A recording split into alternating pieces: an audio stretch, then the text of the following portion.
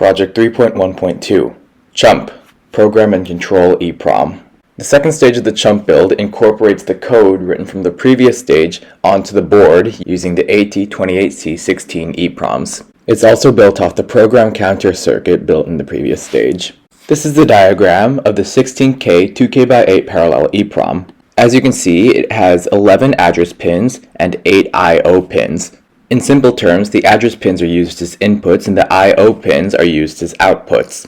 The address pins, A0 to A3, are wired to the 4-bit program counter outputs, and the I/O pins are wired into LEDs, or 7-segment displays, to display their programmed outputs.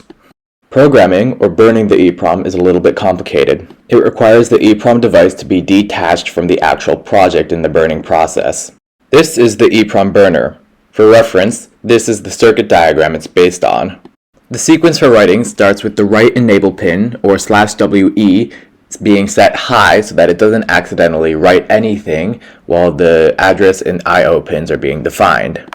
/OE should also be set high so that each I/O pin can receive an input rather than blocking the current with a high output.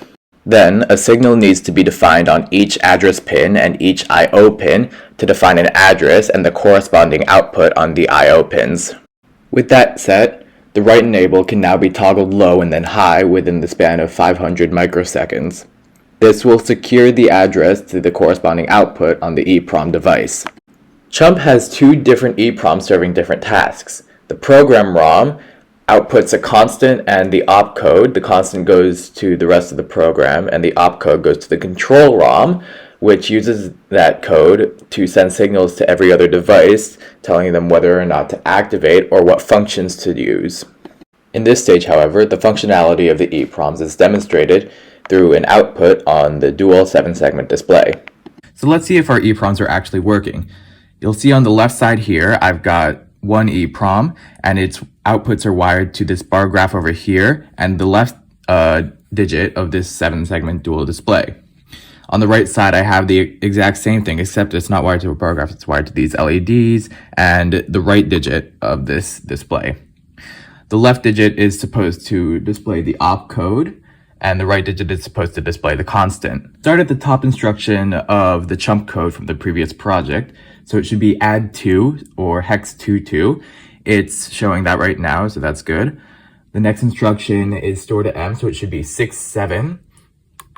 Yep, oh, it skipped there. But that is also the third instruction, load 505. The next instruction should be store to X or store to 3, so 63. Yep. The next instruction should be if 014, so EE. Yep. The next instruction should be read Y or read 2, so 82. Yep. The next instruction should be load it, so 10. Yep.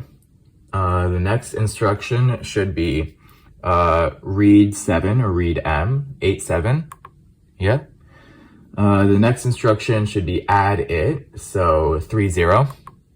The next instruction will be store to Y or store to 2, 62. There we go. The next one is read X or 83, read 3. The next instruction is load it, so 10. Yep. The next instruction is subtract 1, so 41. Yeah. The next instruction is go to 3, so it should appear as C3, I think. Yeah. And the next instruction, store to Y, so 62. There we go. And the last instruction is load 1, so it should be 01. There we go. Thanks for listening.